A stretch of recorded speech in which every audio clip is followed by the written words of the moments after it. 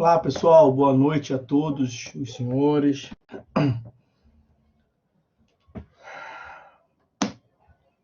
Vamos lá. Estou aqui na área já há um tempão, estava só esperando passar esses 5 minutos aí de tolerância tradicionais. Vamos lá, vamos começar o nosso bate-papo.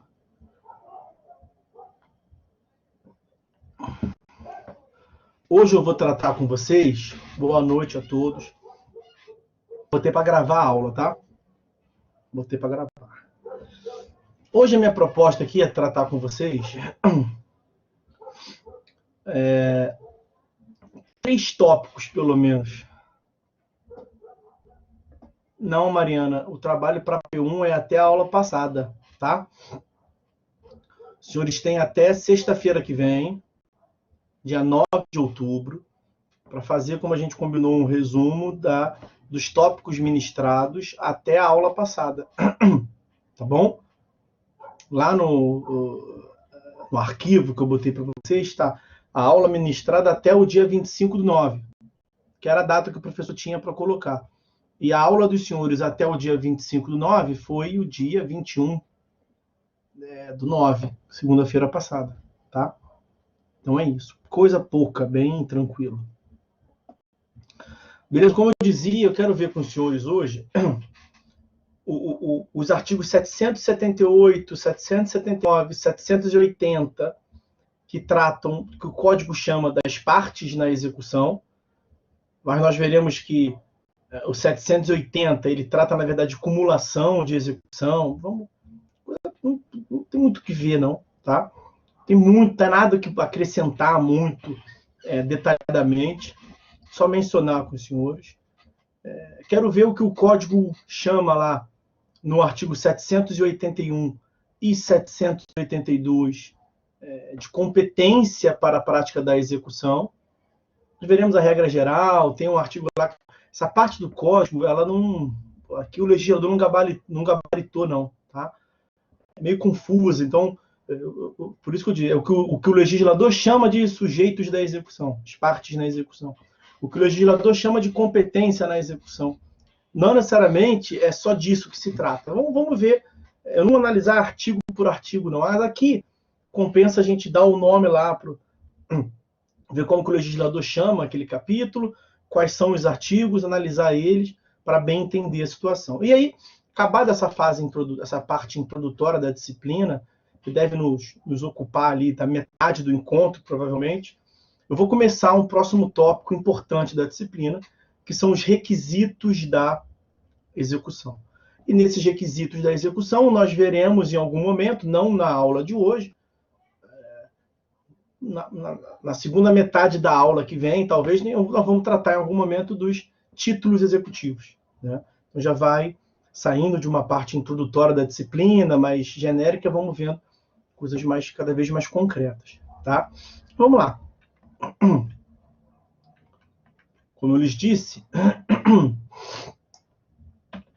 vamos ao artigo 778 do CPC.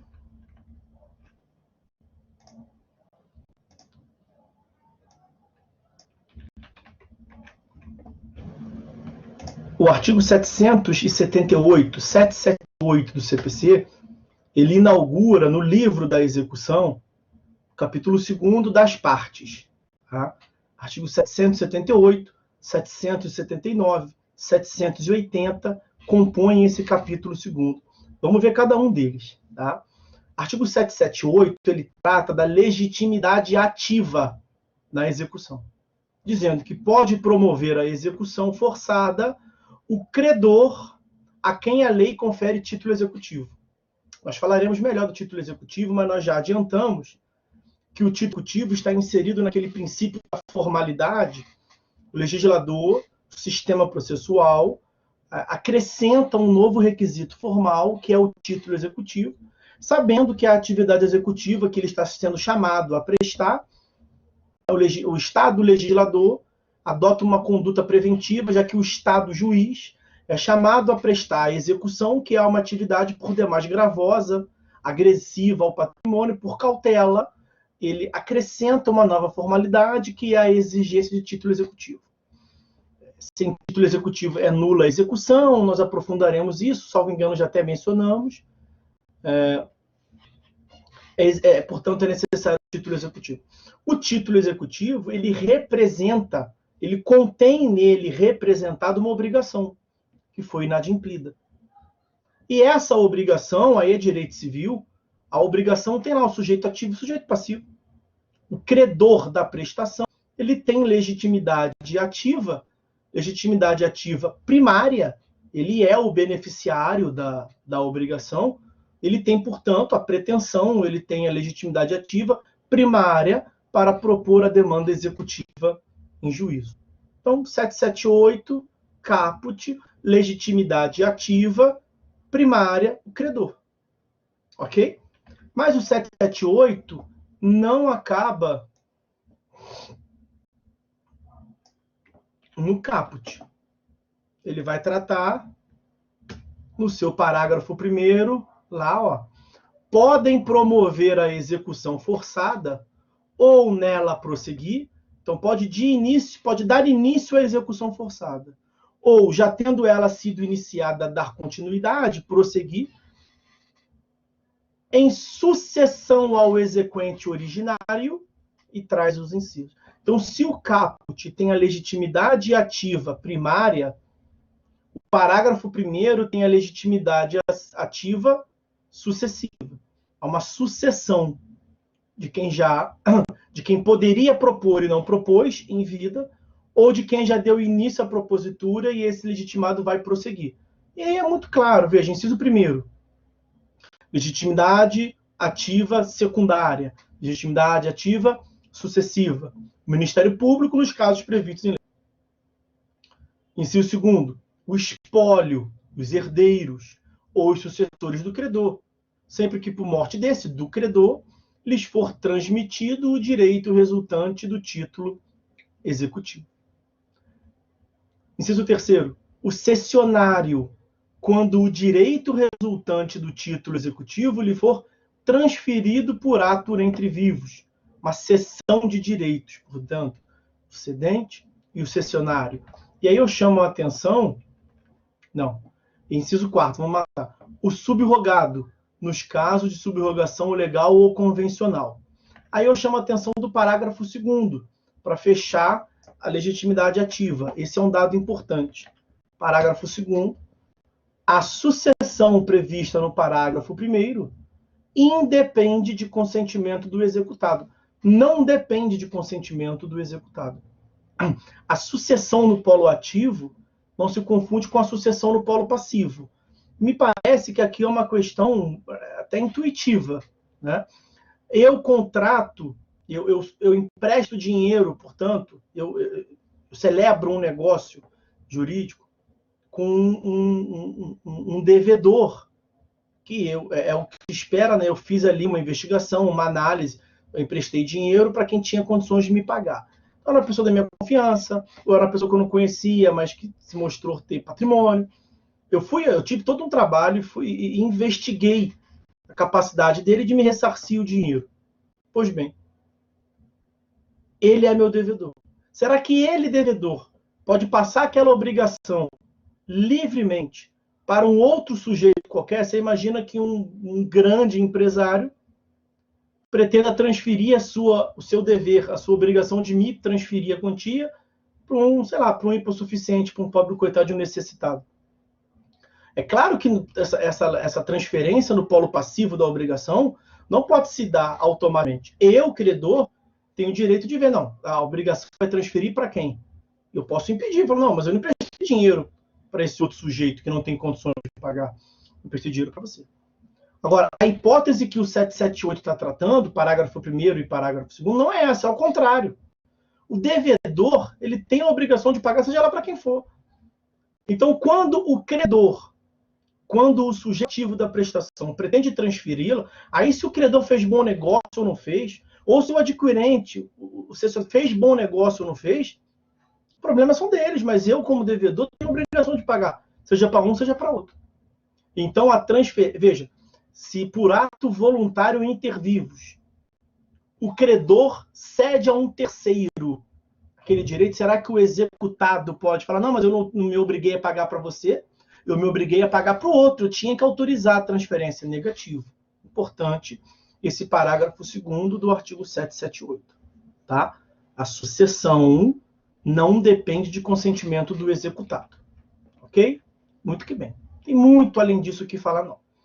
Artigo 779. 779.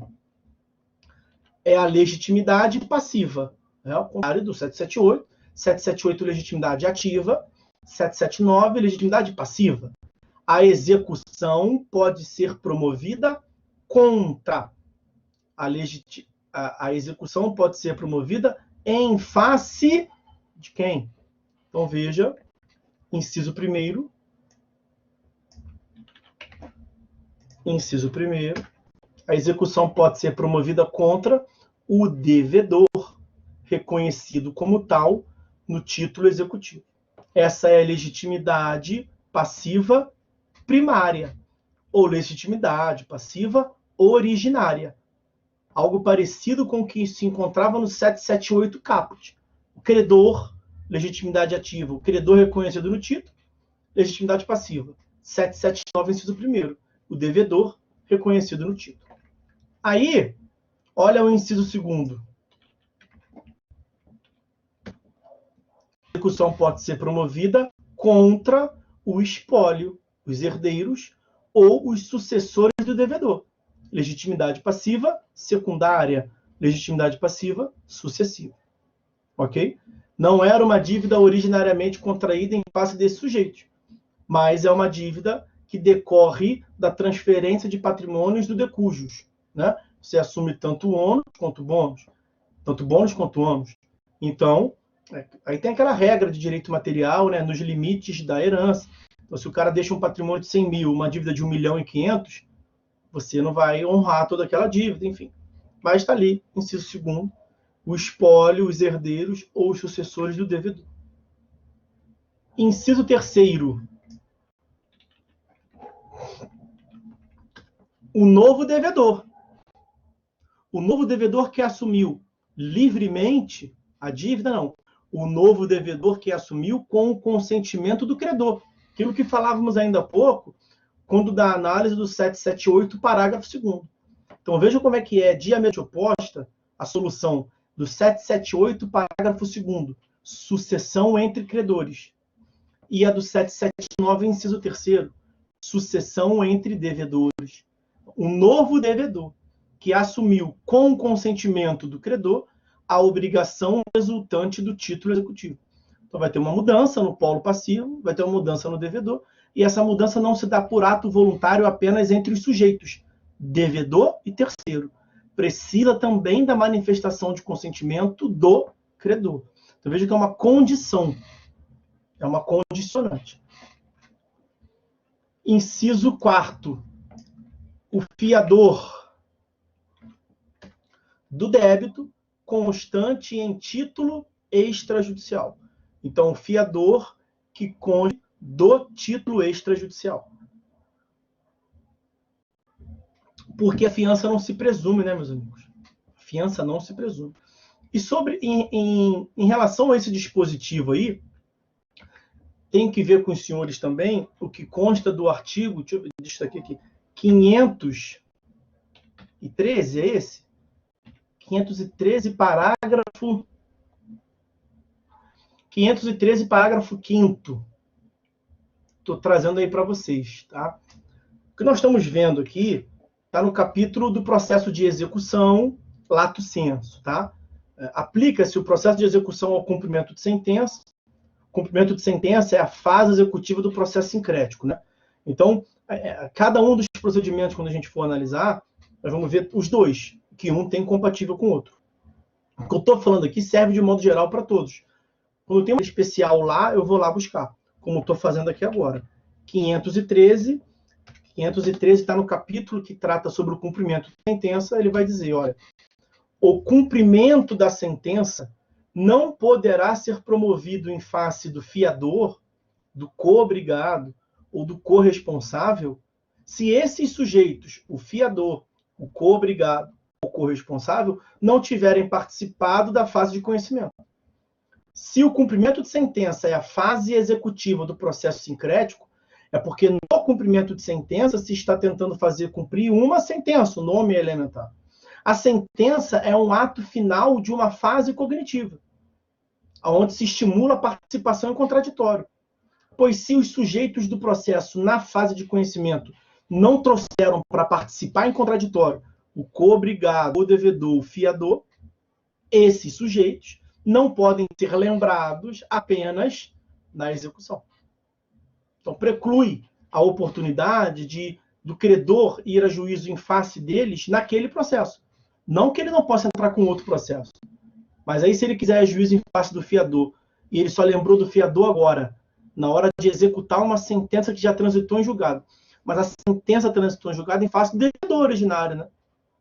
E nós temos o limite da coisa julgada, né? A coisa julgada não prejudica terceiros. Então, o fiador que não participou da fase cognitiva do processo, ele não pode ter seu patrimônio agredido.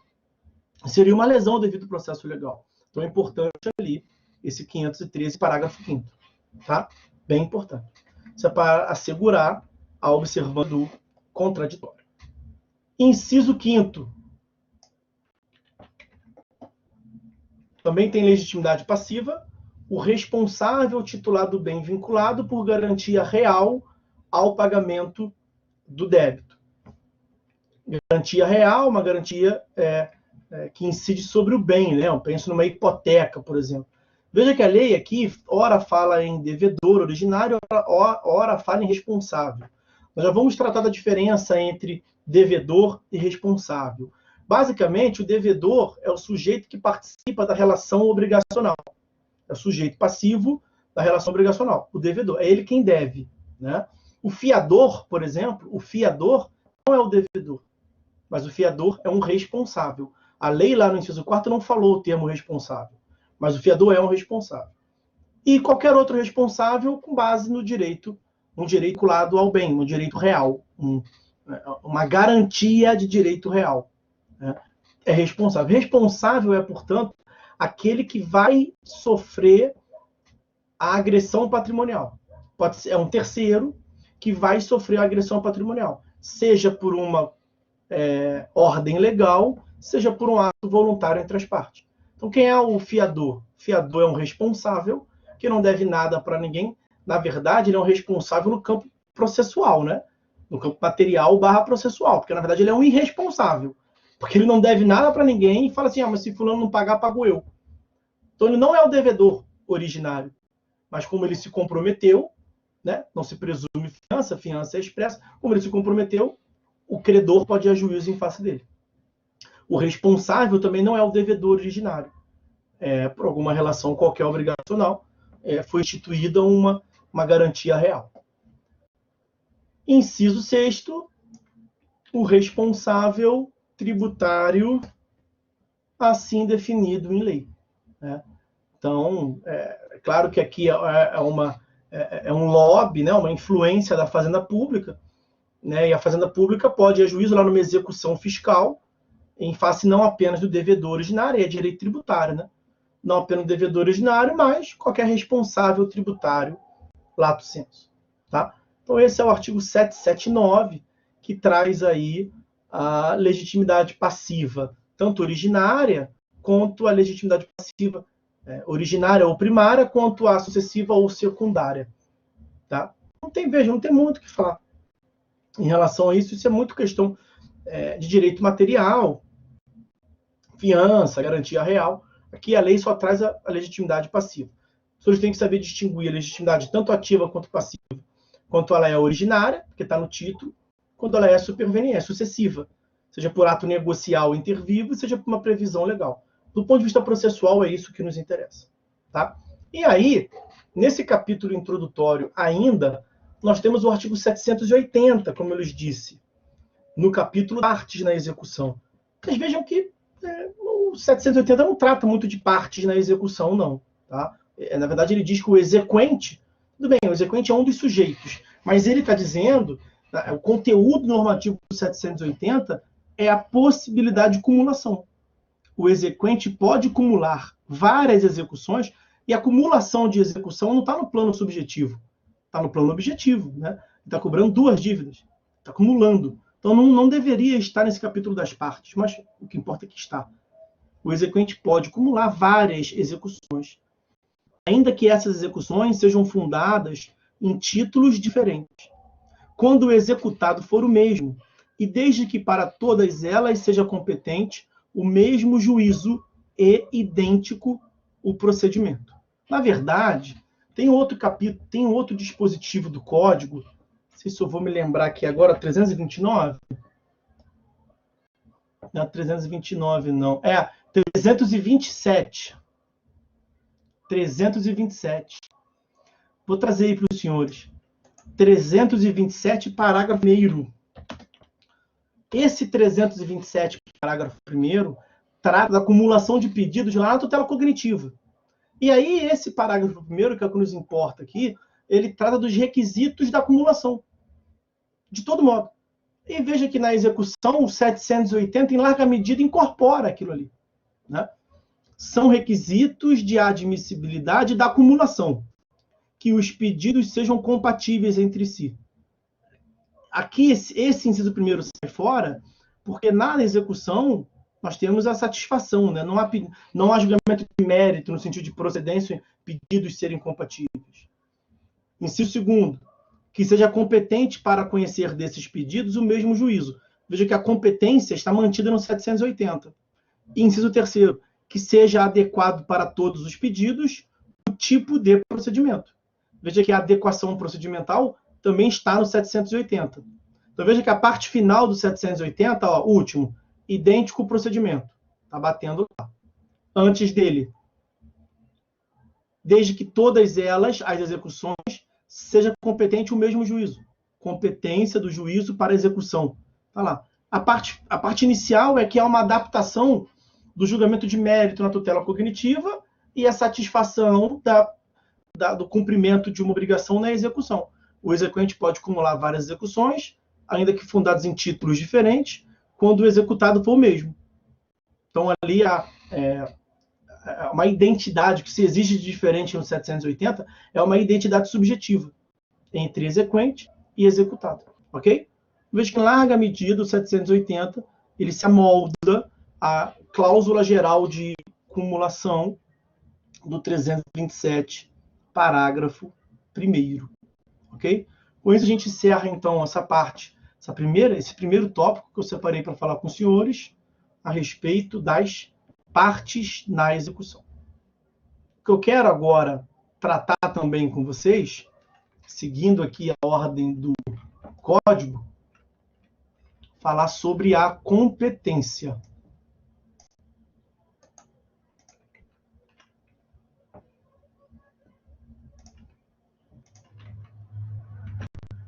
Então, vamos lá. Então, senhores, como adiantado, nós vamos tratar agora da competência na execução. Está lá, capítulo 3º. Nós vimos até agora 798, 799, 780.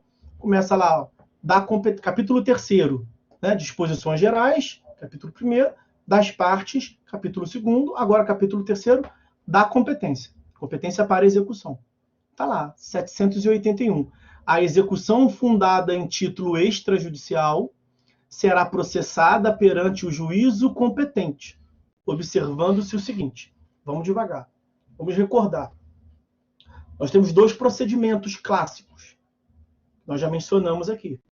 Nós temos a fase sincrética, a fase executiva sincrética de um processo único, que é o cumprimento de sentença. O cumprimento de sentença ele é baseado, portanto, num título executivo judicial. E nós temos, como está ali no 781, a execução fundada em título extrajudicial. Então, para fins de recordação, título executivo extrajudicial, nós podemos chamar, deixa eu ver se processo de execução. Fizemos larga menção sobre isso. E o título executivo judicial dá ensejo ao cumprimento de sentença. Quanto ao processo de execução, nós falaremos aqui do artigo 781, basicamente.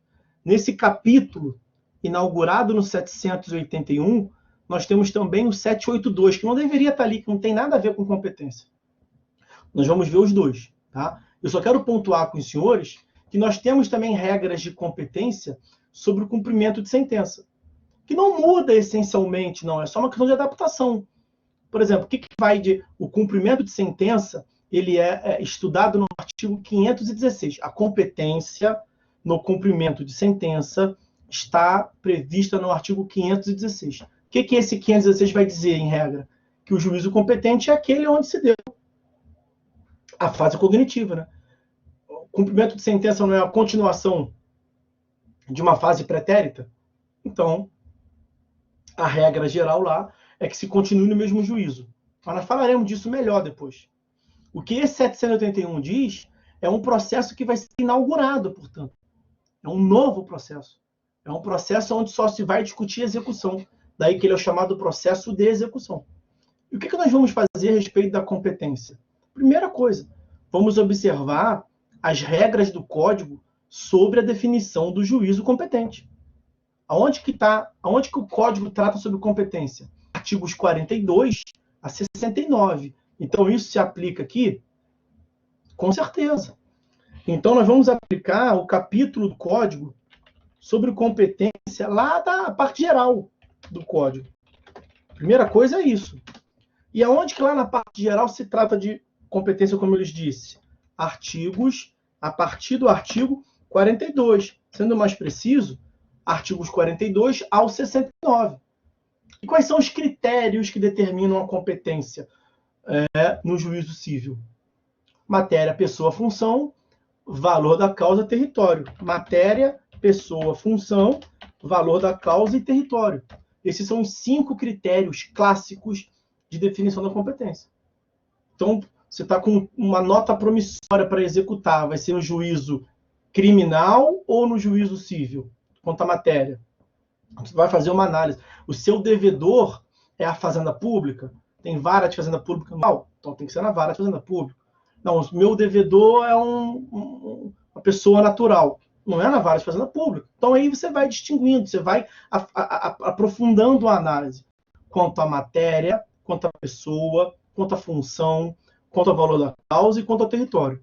Matéria, pessoa e função, competência absoluta. O valor da causa e território, competência relativa. E a distinção entre elas, uma admite prorrogação, a outra não. Uma pode ser declarada de ofício a qualquer tempo, a outra não, depende de provocação e por aí vai. Né? Matéria, pessoa e função, critérios absolutos de definição da competência. Valor da causa e território, critérios relativos de determinação da competência. Sabendo isso, olha o 781. A execução fundada em título extrajudicial, que dará início ao novo processo, será processada perante o juízo competente. Qual é o juízo competente? Meu filho, vai lá no 42169. Observando-se o seguinte, e aí ele traz o 781, que tem de especialidade. Na verdade, vamos fazer a análise desses incisos aqui, ó. Incisos 1º ao 5º. O legislador também não foi muito feliz na escolha, na redação. Vamos lá.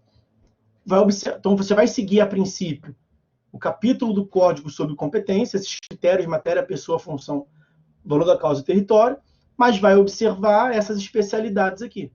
Inciso 1º.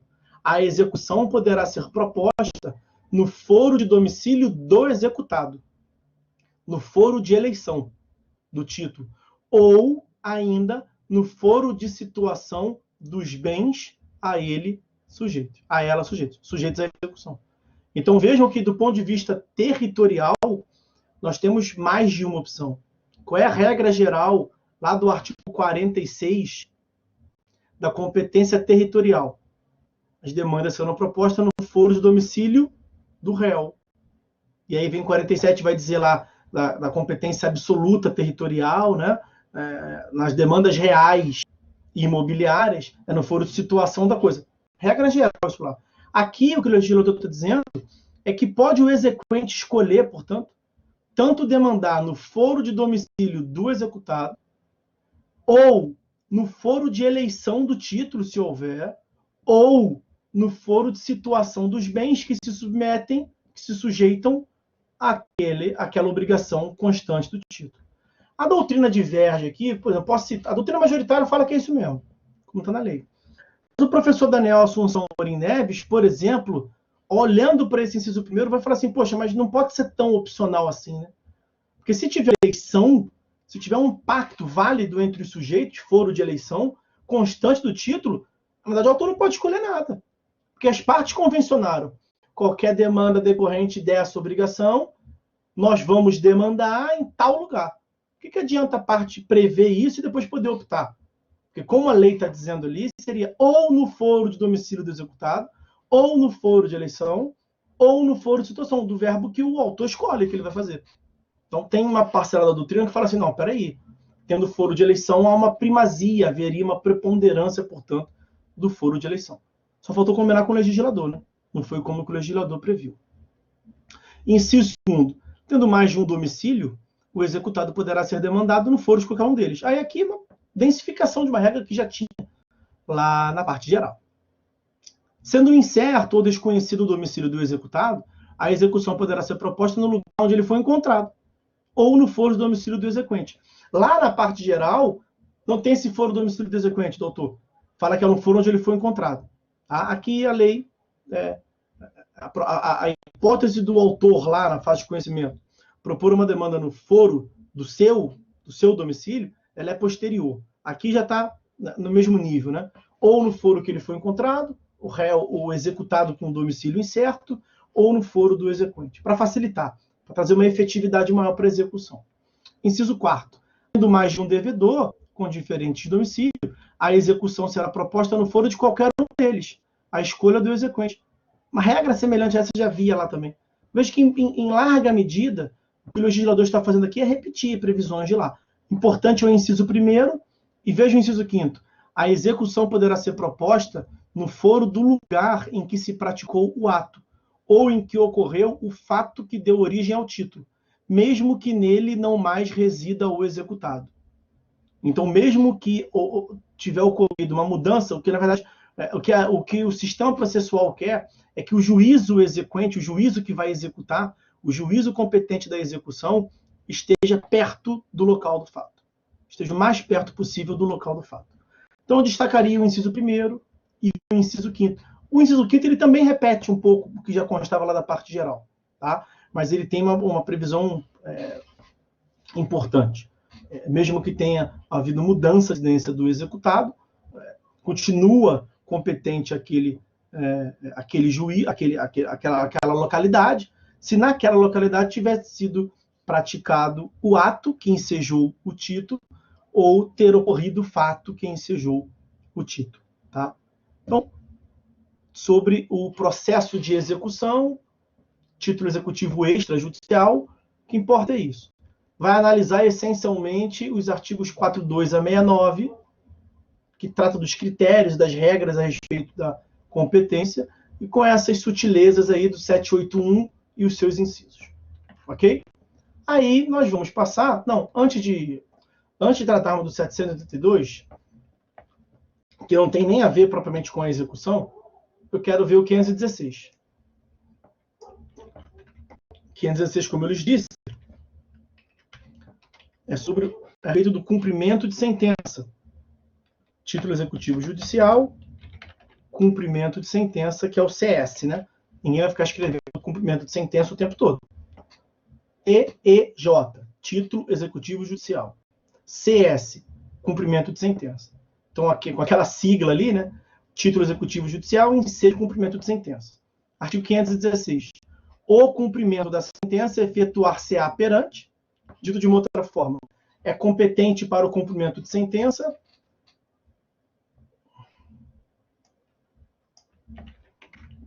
inciso 1º, os tribunais, nas causas de sua competência originária. Então, começou lá em cima, no tribunal.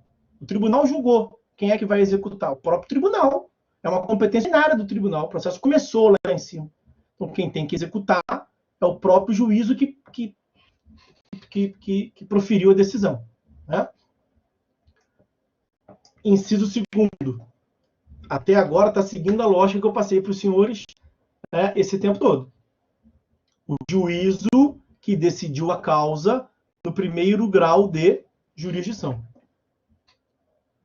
E inciso 3º é uma hipótese um pouco mais excepcional que nós veremos para frente quando estudo os títulos executivos, que é o juízo civil competente. Veja, não falou o mesmo juízo, né? Não o juízo que formou o título. Falou juízo civil competente. Quando se tratar de sentença penal condenatória, ó, sentença penal condenatória, é um título executivo judicial, mas não foi formada pelo juízo civil. Então não vai ser o mesmo juízo civil que vai prosseguir. Porque quem começou e quem formou aquele título, sentença penal condenatória, foi o juízo criminal. O juízo criminal não pode executar, ele manda para o juízo civil, então. Então você vai para um livre distribuição, com aquelas regras lá, matéria, pessoa, função, competente. O juízo civil competente. Não apenas quando o título executivo judicial for a sentença penal condenatória. Também quando for a sentença arbitral, a sentença estrangeira, acórdão proferido pelo Tribunal Marítimo. Nós veremos esses títulos judiciais que são sui generis, esses títulos judiciais mais complicadinhos um pouquinho, na aula de título executivo judicial. Ok? 515. Falaremos melhor sobre isso. A distinção do inciso 2º para o inciso 3º do 516 é a seguinte. No inciso 2º, foi um juízo cível que formou o título. Então, aquele próprio juízo cível vai dar continuidade. Regra. Inciso 3º, não foi o juízo cível.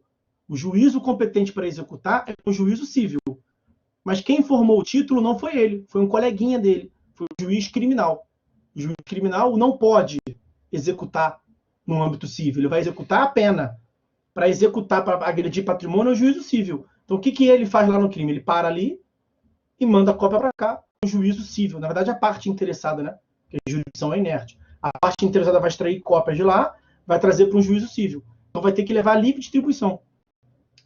Uma sentença civil, para não ficar no criminal. Uma sentença civil formada nos bens que estão. E o patrimônio, o que se quer executar de patrimônio está no Brasil.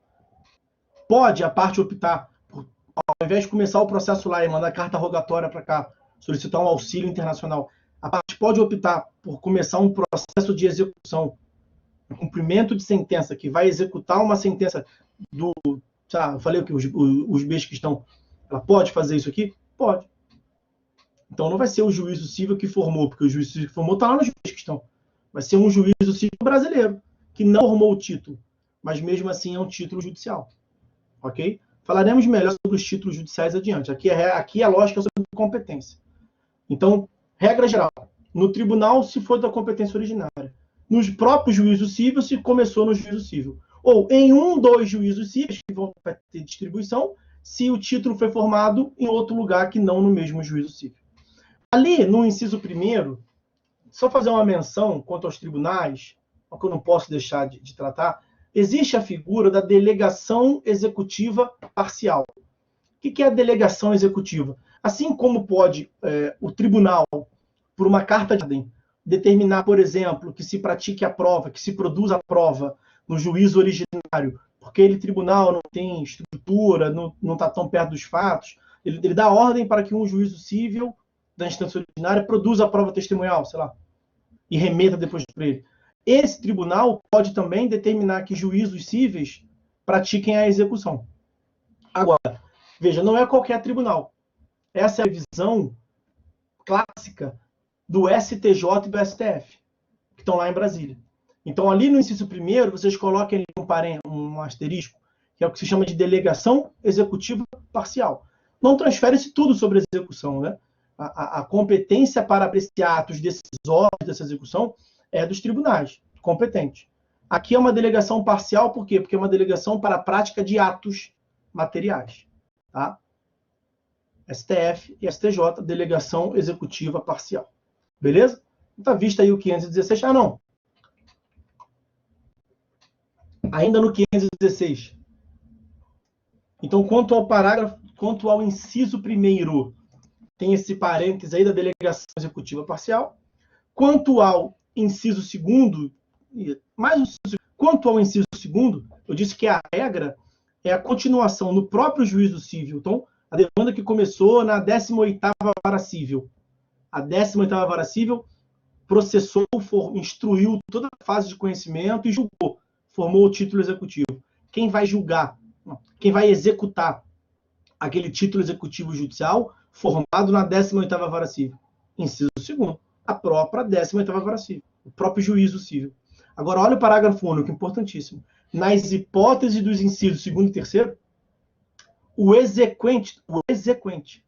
exequente poderá optar pelo juízo do atual domicílio do executado, vírgula, pelo juízo do local onde se encontram os bens sujeitos à execução, ou pelo juízo do local onde deva ser executada a obrigação de fazer ou de não fazer. Casos em que, esses 3 casos, casos em que a remessa dos autos do processo será solicitada ao juízo de origem. Então, temos uma regra geral, que é a manutenção no próprio juízo civil. 3 hipóteses excepcionais. A escolha do exequente. Então, imagine que aquela sentença da 18ª vara civil, ela pode, do Rio de Janeiro, né? Aí do Rio de Janeiro, ela pode ser executada aí na 18ª vara civil do Rio de Janeiro? Pode, essa é a regra. Né? E o que o artigo 42 nos diz? Não sei se os senhores se lembram do artigo 42. Deixa eu ver se eu pego ele aqui. É da perpetuatio jurisdicionis. O que está lento aqui? Mentira, 43. Artigo 43. Vou trazer aqui para vocês. Determina-se a competência no momento da redistribuição. E o que ele diz ali? Independente, sendo irrelevante as modificações posteriores. Isso é o que se chama de perpetuatio jurisdicionis. Perpetuatio jurisdicionis, que é a perpetuação da jurisdição, né? Mas, tecnicamente, é a perpetuação da competência. O que esse 43 está te dizendo? Se você propôs a ação na 18ª vara civil, porque o réu tinha domicílio no Rio de Janeiro, se no meio desse processo, na fase de conhecimento, esse réu viesse mudar, sei lá, para Tocantins, esse réu viesse mudar para Minas Gerais, o processo que começou no Rio vai continuar no Rio? Vai. Porque aquele juízo, a 18ª vara civil, perpetua sua competência. Pouco importa mudanças posteriores, como a mudança de endereço do domicílio do réu. Ok? Ok, isso é a regra. O próprio 43 traz exceções. Não vou ficar aqui tratando as exceções do 43. Mas o 516, parágrafo único, ele é, portanto, uma outra exceção a essa perpetuação da jurisdição, que a própria lei diz, é em outro momento, né? Mas, então, o 516, parágrafo único, é uma exceção ao 43. Nós estamos vendo ali uma regra de exceção da chamada perpetuatio jurisdicionis, perpetuação da jurisdição. Aquela mudança de endereço, mudança fática, que pouco importa para o processo, é na fase cognitiva. Porque na fase... Isso é uma novidade do Código de 2015, tá? É uma inovação. Então, veja que é algo importante. Porque quando do início da fase executiva, o exequente pode optar. Ah, excelência, você da 18ª vara civil, aí é o seguinte, quando eu propus essa demanda, o réu se mudou e foi, sei lá, para Minas Gerais. Durante a fase de conhecimento, não muda a competência. Você, 18ª vara civil, continua sendo o juiz competente. Aí você julgou, não é? Pois bem, você condenou o réu a me pagar 100 mil reais. Só que aqui no Rio de Janeiro, ele não tem nada. Ele não está mais aqui. Já tem anos que ele não tem domicílio aqui, nem pessoal, nem profissional, nada. Ele acabou suas atividades aqui. Ele não tem patrimônio aqui. Eu como autor, como exequente, eu posso continuar aqui no juízo originário dessa vara civil do Rio de Janeiro. Mas isso não é conveniente para mim, porque a execução não é um ato de constrição patrimonial. Nós não vamos chegar a uma execução forçada, independentemente da vontade dele. Então eu tenho que estar perto dele. Eu tenho que estar perto das rendas dele. Eu tenho que estar perto dos bens dele. E ele não tem mais bem nenhum. Ele só tem bem em Juiz de Fora. Ele tem fazenda lá, ele tem cabeça de gado lá, ele tem diversas coisas lá. Eu sei que a parte pode continuar aqui no juízo originário, mas o que vai precisar para cumprir os atos em outro local? Carta precatória. Isso é burocracia no processo, né? Está demorando. Por mais que a carta precatória tenha se tornado eletrônica, tanto quanto possível, para tentar diminuir a procrastinação, naturalmente demora mais do que o próprio juízo de lá determinando. Então, ó, parágrafo único do 516. Você, como parte, diz que, ó, excelência, obrigado pelos serviços prestados, valeu, mas eu vou tirar esse processo daqui e vou levar para lá. Vou levar para um dos juízes de Juiz de Fora, onde ele tem domicílio agora. Seja domicílio atual do executado, seja onde o executado tem as bens, né? Porque, na verdade, na execução, é bom para a parte, é bom para o juízo e é bom para a parte exequente estar perto dos bens do executado. E o local de cumprimento da obrigação de fazer. Ok? Essas são as 3 causas excepcionais que permitam excepcionar o juízo que perpetuou ali a competência. Ok? No entanto, meus amigos, só assim, isso é assim, tá, isso leva à mudança. Só que o código ele tem outros dispositivos também que dão uma maior efetividade, mesmo que esteja longe o processo. Né? Não, mentira, mesmo que esteja longe o executado e os bens do executado. Então, a manutenção do processo aqui na 18ª Vara Civil do Rio de Janeiro, como nós começamos a ver, era muito pior no cenário anterior. Porque no cenário atual, se você quer, por exemplo, penhorar um bem imóvel do executado lá, é possível que o juízo daqui faça isso. Se tiver certidões num banco de dados eletrônicos, o juiz de uma outra comarca pode fazer. Então, assim, saibam que tem uma possibilidade de sair de um juízo onde formou o título e mandar para outro. Isso é o que está no 516, parágrafo único, nessas 3 hipóteses. Mas eu passei aqui para os senhores que ficar no juízo originário é pior, realmente é pior. Mas, assim, pior do ponto de vista da efetividade processual. Mas, em compensação, não é um fim do mundo como era no código anterior. Porque no código anterior só te restaria carta precatória, para cima e para baixo. Carta precatória no sistema anterior, que era extremamente burocrática e demorava. Então, eu tenho 2 observações finais para fazer aqui. Se permanecer no originário, os atos de comunicação processuais continuam sendo a carta precatória. E a carta precatória está mais efetiva. Está menos lenta, menos burocrática. Ela é preferencialmente eletrônica. É um e-mail, sai daqui, vai para lá. Ah, mas ainda assim é mais burocrático que uma petição. Concordo. Mas os atos de constrição patrimonial que nós veremos adiante, no momentos próprios, quando praticado por um juízo de comarca diversa, está muito mais efetivo. Está muito mais efetivo, não é tão fim do mundo assim como não era no código anterior, não. Tá bom? E aí, agora sim, para encerrar essa parte introdutória que eu havia mencionado com vocês, vamos tratar do artigo 782. A respeito da competência, capítulo do Código chamado competência, vou puxar aqui de novo para recordar os senhores. Ó, capítulo 3º da competência, artigo 781, que nós já vimos. É porque eu fui no 781, voltei no 516 e estou voltando agora no 782. Tá? Então, 781 foi o que nós vimos ainda agora ali, a competência, quando o título executivo é extrajudicial. Aí vem o 782.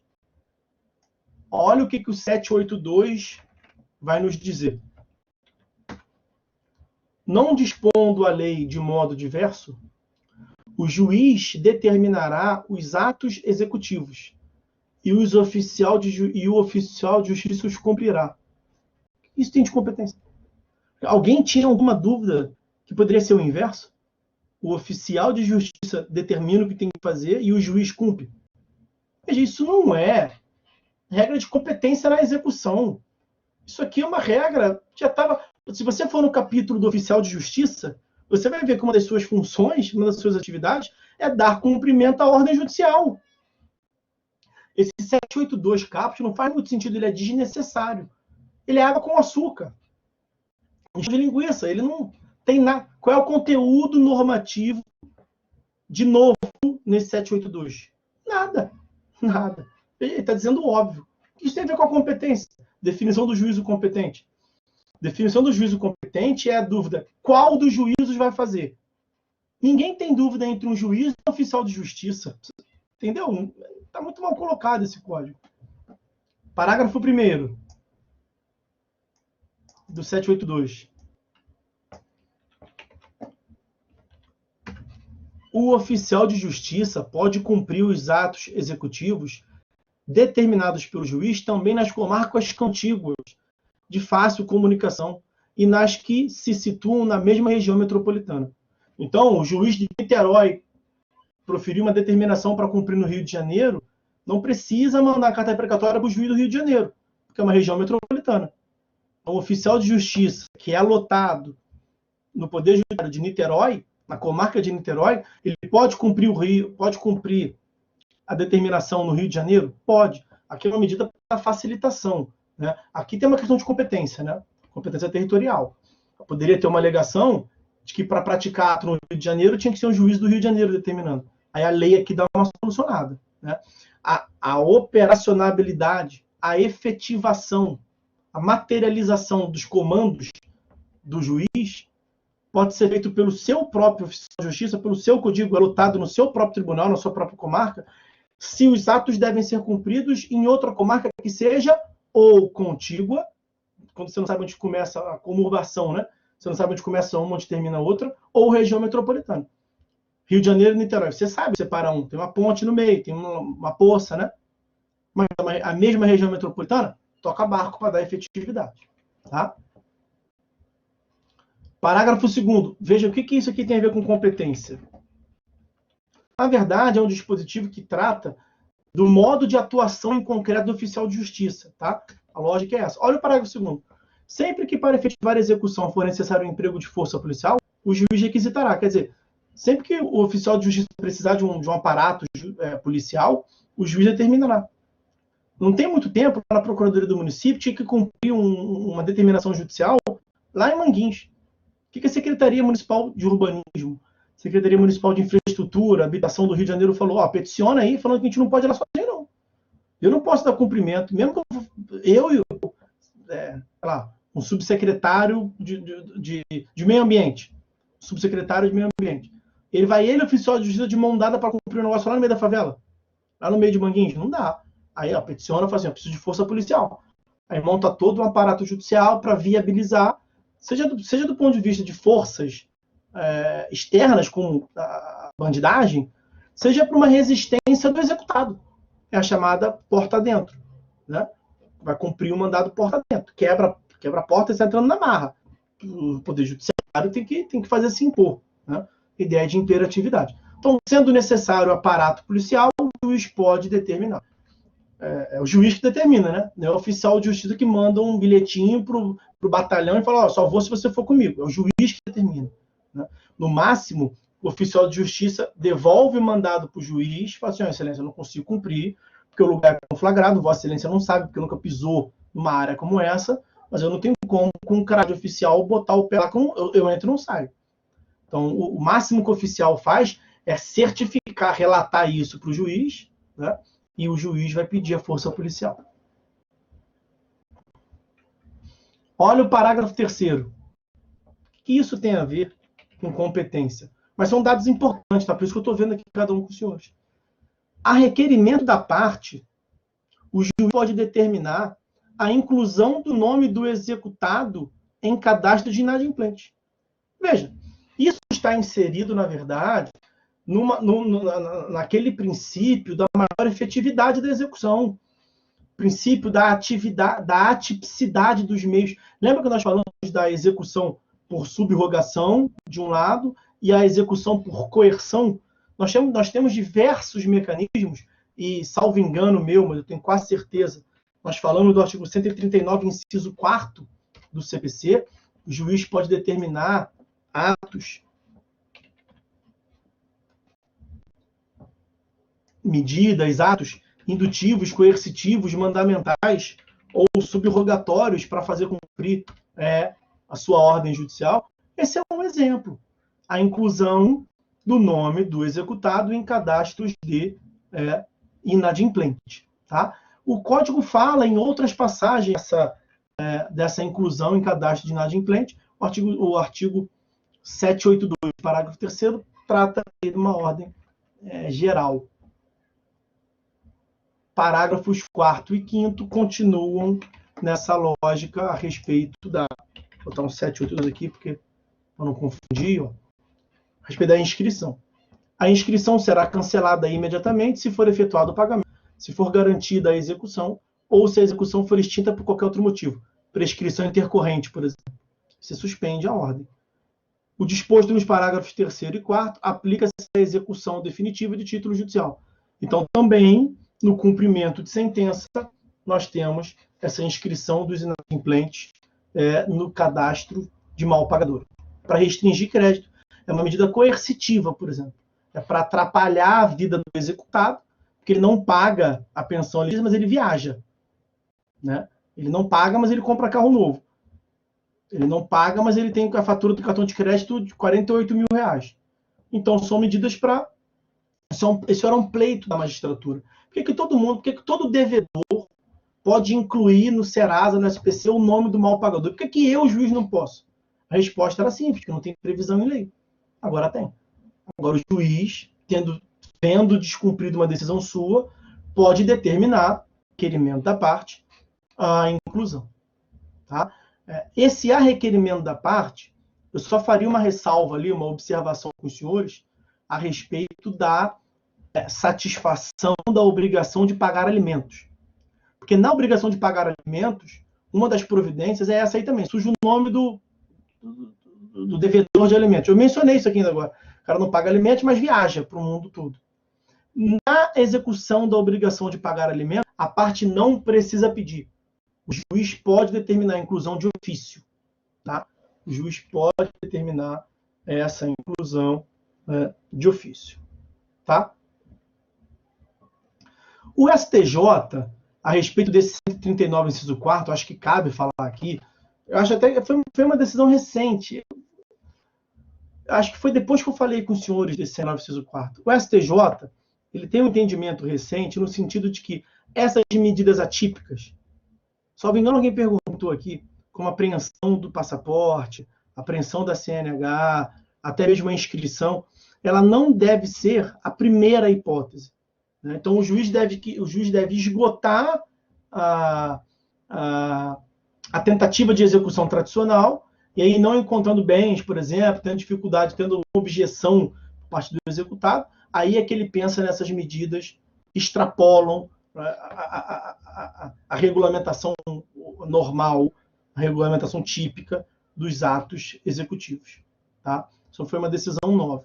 E tem um outro julgado que é específico, também recente, final do ano passado, começo desse ano, não sei bem, mas específico nessa inscrição de inadimplentes, e esse julgado falou que a determinação judicial não depende, não precisa, portanto, de uma negativa do Serasa. Porque nesse julgado, o que a parte que o executado alegou? Falou, excelência, eu não estou discutindo que você pode determinar a negativação do meu nome. A minha discussão aqui, quer dizer, foi uma construção inteligente do advogado. A minha discussão aqui é de interesse de agir, necessidade. A parte exequente está utilizando a boa vontade de Vossa Excelência sem nem ter tentado. Ela poderia ter incluído espontaneamente.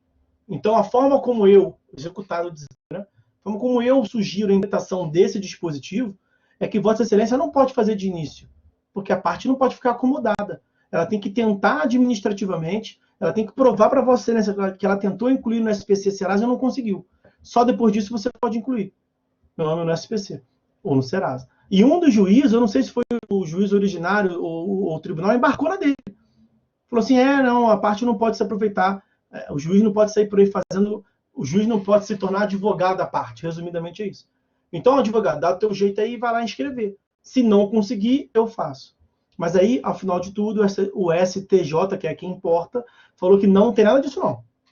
Que essa medida, portanto, do 782, parágrafos 3º, 4º e 5º, que consiste no pedido da parte para que o juiz inclua no caso de restrição ao crédito, não depende de uma prévia negativa do órgão administrativo. Não depende, portanto, de uma prévia tentativa frustrada da própria parte incluir. Ok? Beleza? Então é isso que nós deveríamos ver a respeito da competência, e tem coisa aí que nem é tão competência assim, né? Mas é um dispositivo muito importante. Eu não sou de analisar dispositivo, letra por letra, mas esse aí pede, porque de um lado ele não é competência, não faz muito sentido tratar na competência. O legislador botou onde tem um artiguinho só para competência, bota ele aí então. Foi mais ou menos essa lógica. E ele traz previsões importantes. Se a gente não visse aqui, não ia ver nunca.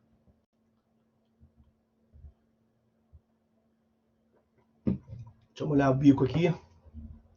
Deixa eu organizar o que eu vou falar. O próximo tópico são os requisitos da tutela jurisdicional.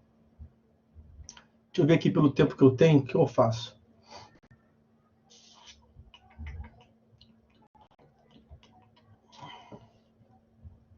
Eu vou deixar para falar de título executivo na próxima aula. A partir da próxima aula, porque ele é bastante extenso, vamos assim dizer. Em compensação, o próximo tópico também é extenso. Vai nos levar a falar de outros. Eu vou inverter aqui. Porque, deixa eu mostrar para vocês o drama aqui. Depois eu explico melhor. Nesse próximo tópico, eu vou falar, são os requisitos da tutela executiva. Eu tenho que abordar títulos executivos, os atributos da obrigação. Título executivo é algo extenso.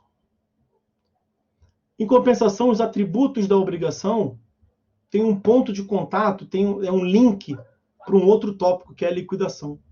Então, se eu inverter a ordem aqui, vai gerar mais problema que solução. Então, vou voltar atrás.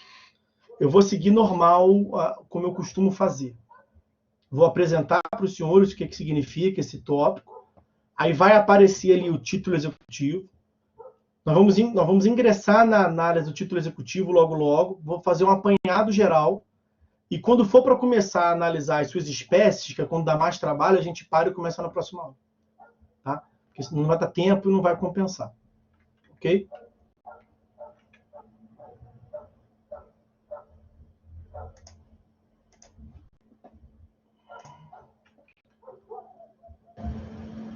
Beleza? Então vamos lá. Olha, nós vamos passar a tratar agora, então, meus amigos, como eu havia falado, dos requisitos da tutela jurisdicional executiva.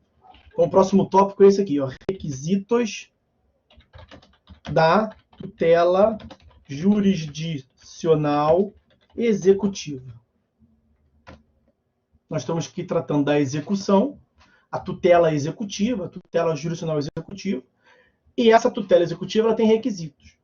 Nós até já mencionamos que a tutela executiva tem mais requisitos que a tutela cognitiva, por conta do princípio da formalidade, né?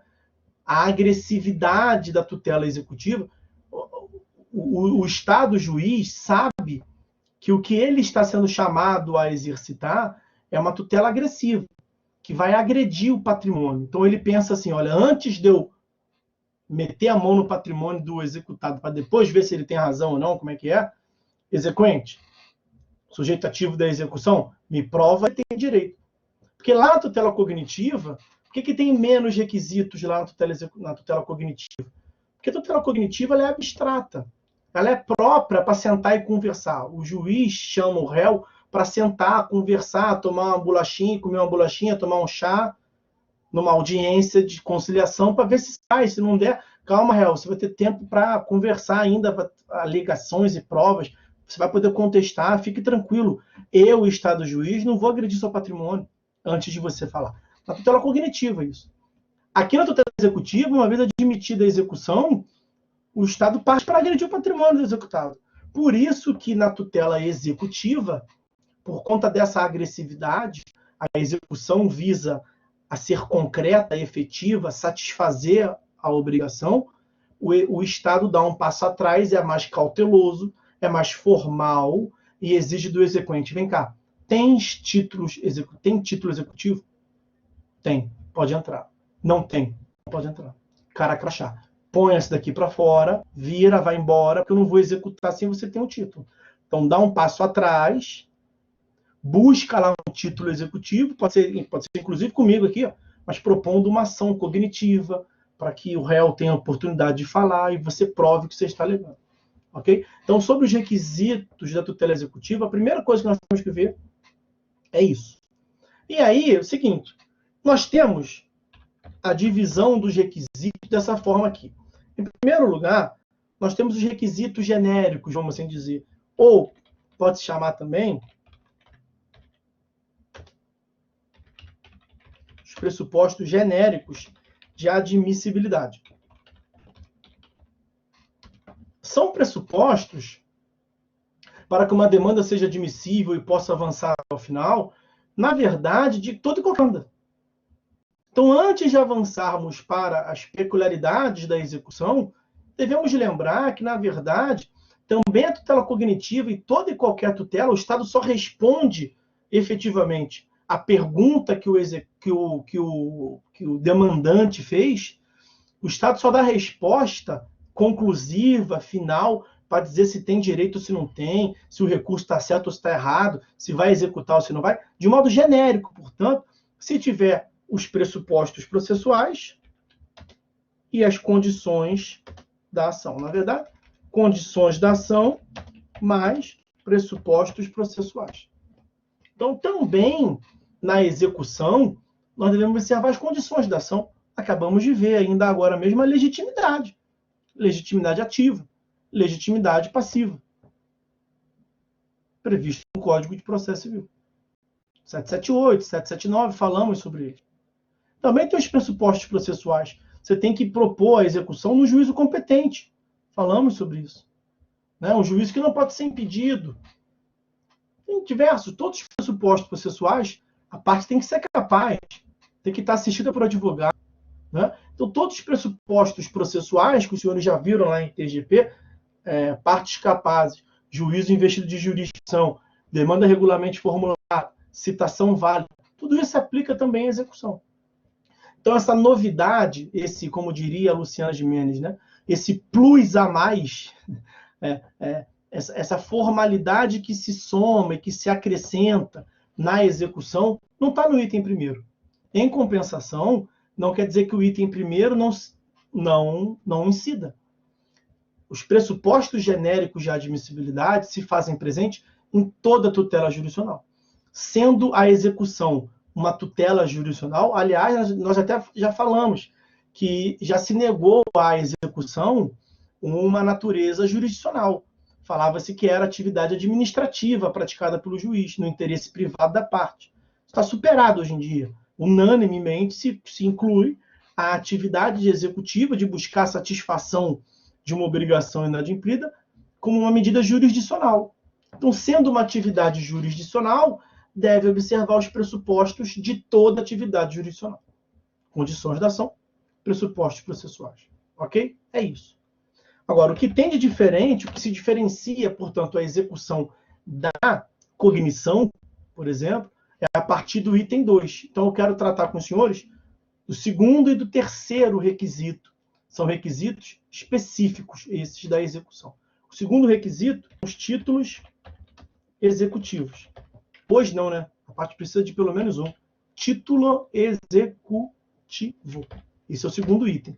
Título executivo, que eu combinei ainda há pouco com os senhores. Pelo avançar da hora, eu vou fazer logo mais uma apresentação dos títulos executivos para vocês. E o principal drama são as espécies. Título executivo judicial, título executivo extrajudicial. A distinção é fácil, que dá um nome, não vai dar dano, não vai dar problema. Então, o que eu tenho que analisar com os senhores, o artigo correspondente do título executivo judicial, 515, pormenorizadamente. E tem que ver com os senhores também o artigo correspondente do título executivo extrajudicial, artigo 784, detalhadamente, inciso por inciso. Não tem como fugir. Então, eu vou fazer uma introdução hoje e a gente trata das espécies na próxima aula. Mas ainda aqui na parte geral desses requisitos, falta tratar dos atributos da obrigação. Até cogitei falar disso hoje, mas pensando na disciplina como um todo, não compensa. O que sejam os atributos da obrigação? Porque nós vamos tratar desses atributos daqui a umas 2 aulas. Então, aqui na aula introdutória sobre os requisitos, para dar uma visão geral para os senhores, quais são esses atributos. Seguinte, no título executivo, nós passaremos a ver, você representa uma obrigação. Então, uma sentença é um título executivo judicial. Um cheque é um título executivo extrajudicial. O que a sentença condenatória impôs, num caso hipotético? A obrigação do réu pagar ao autor 100 mil reais. O que o cheque impôs? O que o cheque prevê? Uma ordem de pagamento à vista, na qual o emitente do cheque, o devedor da obrigação, se compromete a pagar os 100 mil reais. Só muda a forma, só muda o veículo. Mas a obrigação nesses 2 casos é pagamento de 100 mil reais. Então, o título executivo tem dentro dele, inserido nele, uma obrigação. Justamente o que justifica a atuação da execução no sentido processual, nós já falamos, é o descumprimento voluntário de uma obrigação. Então, o juízo faz valer na execução uma obrigação inadimplida. Só que, além dessa obrigação ter sido inadimplida, não satisfeita, é necessário que essa obrigação tenha alguns atributos. Esses atributos são 3: certeza, exigibilidade e liquidez. É o que nós falaremos numa aula própria. Não é qualquer obrigação. O juiz analisa esses requisitos. Além de ver se tem título executivo ou não, então a parte passou. A parte apresentou um título executivo. O juiz, opa, então a princípio vou poder agredir o patrimônio do executado. É preciso trazer título executivo. Ó, tem condições da ação, tem pressupostos processuais, tem título executivo. Agora, deixa eu ver, só o que me falta é ver a obrigação. Deixa eu ver se a obrigação preenche esses atributos. Então, a obrigação deve ser certa. A obrigação deve ser exigível. De nada adianta você ter tudo isso, por exemplo, e a obrigação não ter vencido ainda. Você imagina que você propõe uma ação de execução, um processo. Você, Vossa Excelência que está do outro lado aí, recebe uma execução, uma petição inicial de uma execução, em que está tudo preenchido. Uma obrigação de 5 milhões de reais. Aí você vai ver, só tem um detalhezinho pequeno. O vencimento da obrigação é 31 de dezembro de 2020. Não chegou ainda. Então, como é que você vai obrigar? Como é que você vai agredir o patrimônio do devedor se ele está no prazo para pagar ainda? Eu sempre brinco, assim como é um dever do devedor cumprir, também é um direito do devedor cumprir nos moldes como pactuado, né? Então, essa análise que o juiz faz, mas ele faz isso ali no terceiro item, terceiro requisito. São os atributos específicos da obrigação. Nós vamos começar, como eu havia lhes adiantado, pelo título executivo, e vou fazer aqui um apanhado geral sobre o título executivo. Ficou faltando eu ver com os senhores, só rapidamente aqui. O capítulo 4º, nós vimos o capítulo, né?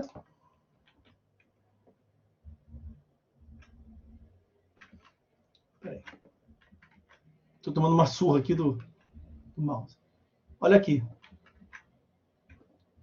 Nós vimos, no começo do encontro aí, o capítulo 2º das partes, né? O capítulo 3º da competência na execução, agora capítulo 4º. Estamos, por hora, seguindo numa sequência aqui do legislador. Isso não é uma obrigação. Isso não vai acontecer sempre. Eu vou logo dar um retorno aqui, né?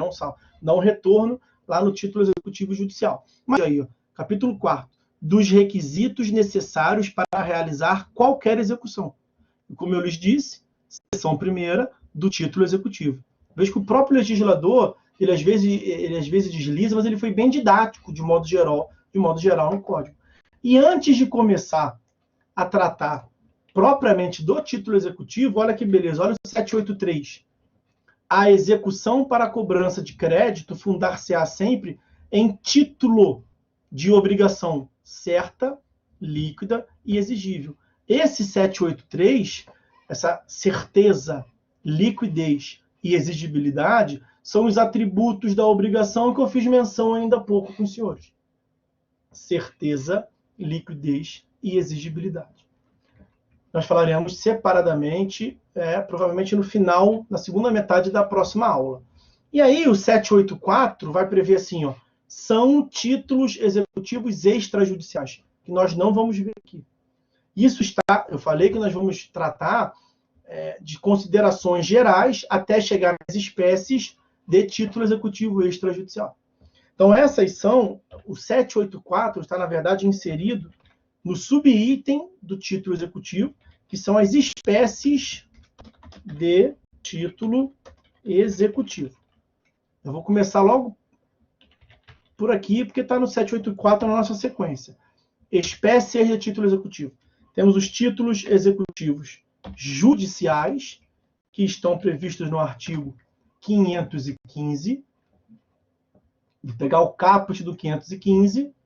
Só porque eu coloquei aí o caput do 784. Não, antes disso, ó, o título extrajudicial está no 784. Tratei das espécies ali. Olha o que prevê o 515, olha o que prevê o 784, estava aí em cima já. Percebam que eles não definem. São títulos executivos judiciais, cujo cumprimento dar-se-á de acordo com os artigos desse título, quer dizer, são títulos executivos judiciais, que vão ser cumpridos como cumprimento de sentença, cujo cumprimento dar-se-á pelo cumprimento de sentença. 784, são títulos executivos extrajudiciais. Eles têm 2 pontos ali, né? E continuam com vários incisos. Esses incisos nós vamos ver separadamente, um por um. Uns vão demandar uma análise mais aprofundada, outros vão ser o que está escrito mesmo, uma apresentação para os senhores na próxima aula. Tá? Mas ainda aqui na parte introdutória do título executivo, quero lembrar aos senhores, mais uma vez, e aí me perdoem a repetição, mas tudo isso está inserido no mesmo contexto, o título executivo ele é um requisito específico da execução. Por que nós temos o requisito específico da obrigação? Pelo princípio da formalidade da execução. Não vou perder aqui tanto tempo repetindo, mas aquela ordem geral de ideias de que o legislador, representando o Estado legislador, ciente que a atividade executiva, a atividade jurisdicional de natureza executiva, que ele está sendo chamado a desempenhar, é por demais agressiva, ele acrescenta requisitos formais, que nós já mencionamos, dentre os quais o título executivo. Então, o fundamento da existência do título executivo é uma formalidade maior na execução em decorrência da agressividade da medida. Daí que é comum se falar, tem um jargão, um aforisma aí clássico na prática forense, que é nulla executio sine titulo. Nulla executio sine titulo. O que significa? Que a execução é nula se não tiver título. Nulla executio sine titulo. A execução é nula se não tiver título. Isto é representado, isto é bem representado no artigo 803 do CPC.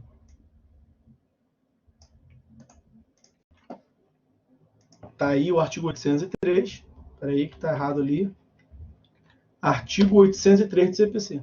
É nula a execução se o título executivo extrajudicial não corresponder à obrigação certa, líquida e exigível. Certeza, liquidez e exigibilidade são, portanto, atributos que devem se fazer presentes no título executivo. Mas eu sei, nós falaremos sobre a certeza, liquidez e exigibilidade depois. Se a lei está dizendo que é nula a execução se tiver título e o título não representar uma obrigação certa, líquida e exigível, está implícito ali a previsão de que se não tiver título, ela é nula. Né? Então, nulla executio sine titulo, artigo 803 do CPC. Uma outra manifestação desse dever de apresentação do título está no artigo 798, inciso 1º. Está aí, artigo 798, inciso 1º do CPC. Ao propor a execução, incumbe ao exequente instruir a petição inicial com título executivo extrajudicial. No título executivo judicial, em geral, vai se dar no mesmo juízo para fazer cumprir o título que ele mesmo juízo formou. Mas nós já adiantamos aqui, e vamos ver melhor isso na próxima aula, existem títulos executivos judiciais que são formados por outro juízo, como a sentença penal condenatória. Quem formou uma sentença penal condenatória transitada em julgado foi o juízo penal. O juízo penal não tem competência para executar civilmente. Ele vai executar a pena. O juízo civil não pode executar pena, o juízo penal não pode executar patrimônio. Então, a parte interessada vai buscar no juízo civil a satisfação de um título executivo judicial. Aplica-se a mesma coisa aqui. ao dar início a um novo processo num juízo civil, para fazer executar um título judicial, mas um título judicial que não foi o juízo civil que formou, foi um juízo criminal, é claro que a parte tem que juntar o título executivo. Nula executio sine titulo. As regras do processo de execução aplicam-se no que for cabível, compatível ao cumprimento da sentença e vice-versa. Ok? Pois bem, tem um outro aforisma, tem uma outra dessas lendas, de jargões forenses, esses contos forenses, que além de nula executio sine titulo, era assim, ó, era, não, é assim, mas é temperado com o que eu vou explicar aqui. Nulos títulos sine leges. Nulum título sine leges. O título é nulo se não provier de uma lei. O título é nulo se não derivar de uma lei. E eu mencionei para os senhores ainda agora ali, o título executivo judicial. Tem um rol no artigo 515. Título executivo extrajudicial. Tem um rol no artigo 784 do CPC. Nós veremos que esse rol dos títulos extrajudiciais, ele nem mesmo é exaustivo. Ele é exemplificativo. E o seu último inciso diz isso. Outros títulos previstos em outra lei. Mas aí não muda, né? Porque a previsão é vir de uma outra lei. Aqui a ideia é um princípio da legalidade. O título é nulo se não houver previsão em lei. Não é princípio do Código de Processual Civilidade. É algo parecido com a legalidade dos recursos, né? Tem que estar constante de uma lei, não necessariamente no CPC. Tem diversos desses títulos aí, a dívida agrária, diversos títulos que fazem parte do sistema financeiro habitacional. Sistema financeiro habitacional não, também habitacional. O sistema financeiro nacional, em várias ordens, estão previstos em lei e não no CPC. Então tem cédula de crédito disso, cédula de crédito daquilo, rural, comercial, agrícola, tem diversas cédulas de crédito, que são títulos executivos. Por quê? Porque a lei de regência prevê que é título executivo. Até aqui não mudou. São títulos que têm essa característica executiva, têm esse atributo de servir como um instrumento para o Estado agredir o patrimônio, porque derivam de uma lei. Até aqui nada mudou. O que nós temos aqui para temperar? Como diria eu, estou quase um Jacan, se é que eu já não passei o Jacan, né? É um tempero. O que nós temos aqui, de novo, para dar uma colorida, tá rindo, né, Bianca? Para dar uma colorida nesse nulum título sine leges. Os senhores vão se lembrar, pedir muito dos senhores, uma hora dessas, gostou, Marina? Pedir muito dos senhores, às 10 horas de uma segunda-feira, que os senhores se lembrem do artigo 190 do CPC. O artigo 190, que é uma cláusula geral para negócios jurídicos processuais. É uma cláusula geral dos negócios jurídicos processuais. O que é um negócio jurídico processual? É uma atribuição de poder quanto ao procedimento para as partes. Vamos pegar, eu não me proponho aqui a analisar o 790 a miúde, tá? Vai ser o que nos interessa a respeito do que nós estamos vendo. Olha o 190. Versando o processo sobre direitos que admitam a autocomposição.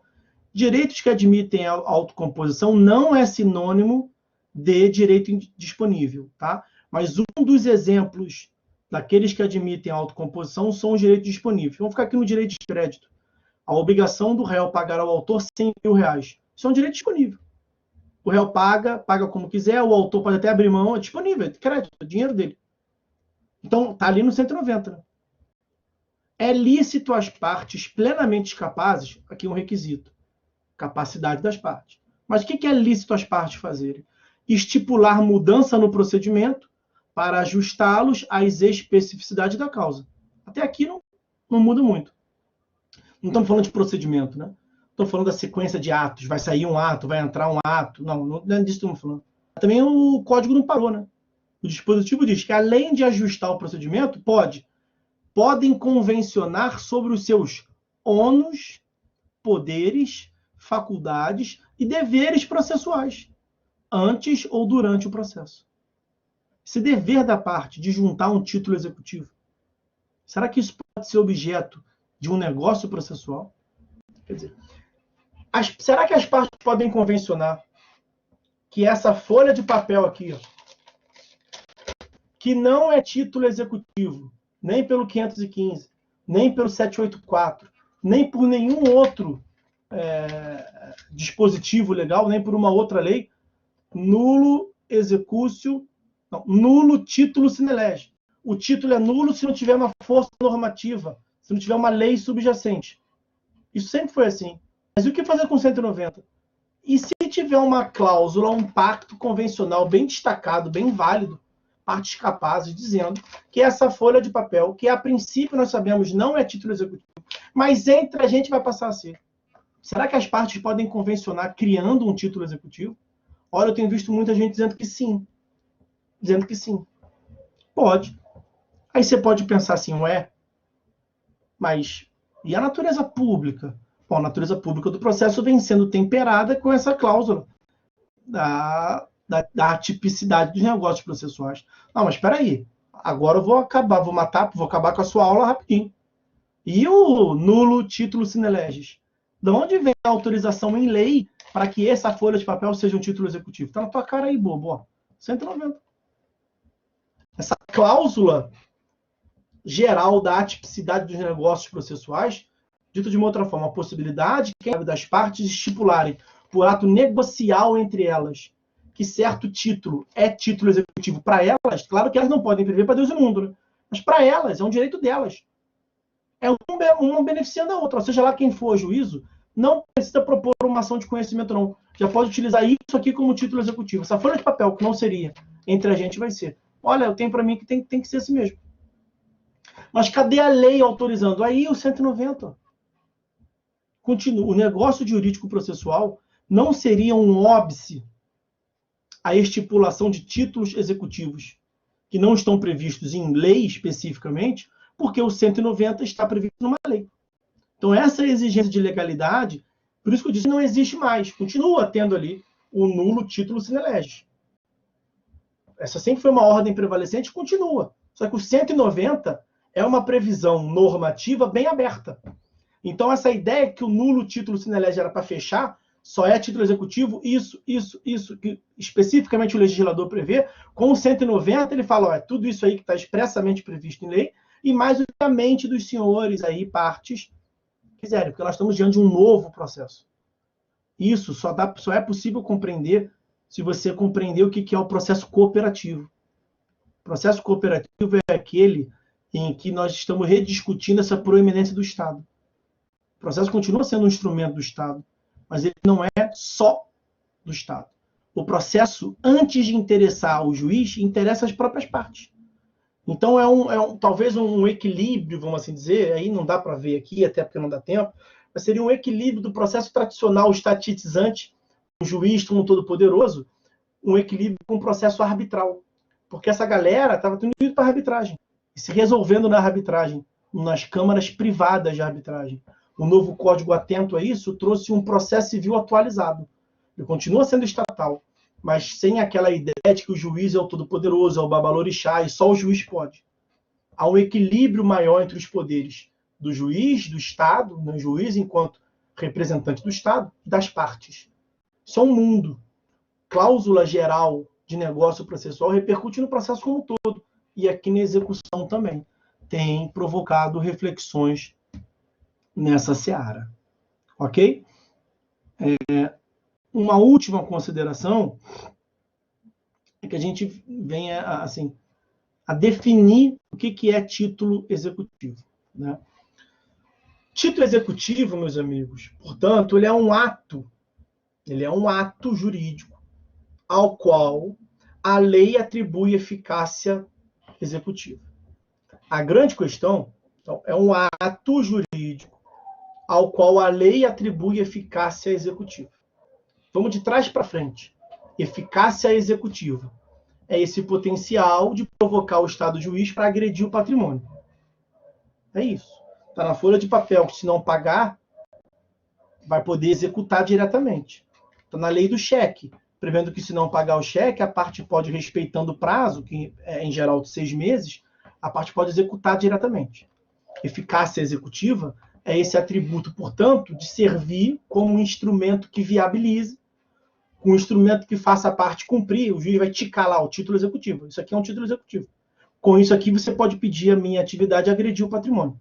Se não tiver título executivo, não pode. Isso que é eficácia executiva. É o ato jurídico ao qual a lei atribui eficácia executiva. Previsão em lei. Essa é a ideia de que nulo título sine lege. Essa previsão legal, ela tinha uma perspectiva taxativa, só era título executivo aquilo que a lei especificamente prevê. Esse 190 nós estamos vendo que trouxe colorido. Ter previsão em lei não é que gera um óbice, na verdade gera uma nova leitura de acordo com 190 que tem uma redação aberta. Ele não vê, ele não fala que essa folha de papel aqui pode ou não pode ser. Convenção entre as partes. Se as partes convencionarem, tem para mim que é de se admitir. Tá? Mas continua tendo ali a legalidade, continua tendo nulo título sine lege, com o colorido do 190. Ok? A parte inicial permite que a gente encerre a aula. Falta ver, o título executivo é o ato jurídico ao qual a lei atribui eficácia executiva. Falamos da eficácia executiva, falamos da atribuição dessa eficácia pela lei, agora falta falar do ato jurídico. Título executivo, meus amigos, é o ato jurídico. Havia, ou ainda há, uma certa celeuma sobre a natureza do título executivo. O título executivo, ele não pode ser tido como um documento. Tá? Prepondera esse entendimento com o qual eu concordo. Vejam, documento, meus amigos, se relaciona à prova documental. Documento é uma das espécies de prova documental. A prova documental serve para formar o convencimento do juízo sobre uma alegação, julgamento de mérito, sobre uma alegação. Então, documento, prova documental, são atos importantes lá para a tutela cognitiva. Aqui na tutela executiva, nós não podemos conceituar ou tratar o título executivo como sendo um documento, porque na tutela executiva não é proibida a prova, mas também não depende de prova. A tutela executiva não depende de prova. O título executivo já é em si um instrumento hábito para fazer valer, apto para fazer valer, suficiente, portanto, para fazer valer a execução. A lógica dele não é um documento. Tem outra. Se o título executivo fosse um documento, nós daríamos razão àquela lenda urbana, lenda forense, que tudo quanto é lugar fala que já viu, mas duvido ninguém viu. Aquela ideia de que eu tinha um cheque, 5 milhões de reais nos autos. O devedor foi no balcão, pediu vista dos autos, deram os autos para ele estava folheando ali, ó. Quando o cara do cartório deu mole, ele tirou o cheque, rasgou e engoliu. O que fazer com o devedor que engole o cheque, sendo o cheque um documento? Se é um documento, só vale se estiver documentado nos autos. O cara comeu, acabou a execução. Isso é crível, senhores? Os senhores acham que isso é crível? Você imagina, o cara vai lá e rasga, taca fogo na sentença. Fazer o quê? Se fosse um documento, tem que botar um outro no lugar. Ah, não, mas sentença você imprime o arquivo. Tá, pegou fogo. Vai ter que restaurar os autos. Veja, título executivo não é sentença, porque senão você estimularia uma indigestão dos devedores, ia lá e comia a nota promissória, comia a duplicata, comia o que tivesse representado lá como título executivo. Ah, para não falar em comer, é muito esdrúxulo. O cara vai lá e taca fogo nos autos físicos. E aí, fazer o quê? É porque não é documento. Na verdade, o título executivo é o ato jurídico. O ato jurídico que, em geral, é representado por um documento. Mas o documento é a externalidade, é a exteriorização do ato. O ato está na essência, portanto, meus amigos. O ato jurídico é que é título. Na verdade, quando a lei diz que o título executivo é o cheque, não é a folha do cheque. O cheque, como ato jurídico, é o ato de se comprometer a pagar por aquela cártula aquele valor. Perdeu a cártula, mas você consegue, por outros meios, comprovar o ato jurídico, você pode executar. Eu sempre dou como exemplo a seguinte situação. Eu vou falar em 5, não, nem 5 minutos, 1 minuto, 2 minutos. Eu minto, né? Vai acabar sendo 5 ou 10. Não, mentira. Rápido aqui. Você imagina um cara que está sofrendo um golpe. O cara tem a prova, o cara tem a materialização de um golpe passado por uma cártula, qualquer um cheque. Aquele cara, ele pensa em fazer, além de fazer valer o seu interesse patrimonial, ele pretende fazer a denúncia no sentido, né, usual, não técnico, ele pretende ir à delegacia para dar ciência daquele delito. O delegado vai precisar investigar, apurar ali. Você acha que o delegado vai exigir que fique com ele, delegado, o cheque? É imprescindível. Porque senão ele vai trabalhar à toa. É imprescindível que você pegue o 71, que você tenha materialidade. Mesmo assim, muitas vezes não dá em nada, mas sem o cheque nem pensar. Se o estelionato foi praticado por meio de um cheque, é necessário que o cheque fique presente. Mas então você vai colocar a vítima entre a cruz e a espada. Né? Porque ou ele faz um bem para a sociedade como um todo para tentar pegar aquele cara deixando o cheque lá, ou ele vai a juízo para mostrar o documento, o título executivo dele é o documento, é porque não é o documento. Ele deixa lá na esfera criminal, pega uma certidão qualquer e reproduz aquilo em juízo, e explica, excelência. Acontece o seguinte, o título executivo é cheque como ato jurídico, o cara se obrigou a me pagar tanto, não pagou, porque é um estelionatário, até acho que não vai dar nada. Eu quero tentar aqui, ó. Tá aí o cheque. E o original desse cheque, o documento em si, original, seria uma reprodução. O documento original desse cheque está lá na delegacia. O que o juiz vai indeferir a inicial dele? Vai falar assim, ou você é um sujeito individualista e egoísta, que não dá ciência à autoridade competente e vem aqui satisfazer o seu interesse privado, ou você faz um bem para todos, espera lá demorar anos, aí vai demorar muito. Depois de demorar muito, você pega lá e vem aqui para executar? Claro que não é isso. O cara pode fazer os dois paralelamente? Claro, senão não faz sentido nenhum. É porque título executivo, meus amigos, não é um documento. É um ato. Está na essência, portanto. Um outro exemplo. 1 minuto. Uma sentença judicial para você executar. Pegou fogo no fórum. Pegou fogo na vara. Autos físicos, né? Ou foi corrompido o arquivo eletrônico. Você vai executar uma reprodução daquilo. Uma reprodução daquilo. Ok? Então, o título executivo, estou convencido que não é um documento, porque não tem sentido probatório e não tem essa finalidade de restringir. O título executivo é a essência. O título executivo é o ato. Os atos podem ser representados ou não em um documento.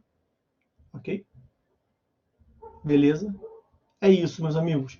Nós vamos ficando por aqui. Fizemos uma introdução, uma boa introdução sobre os títulos executivos. A próxima aula, as espécies de título executivo. Show? Horário bom, né? 10h15. Vou acabar aqui a gravação. Estou liberando os senhores.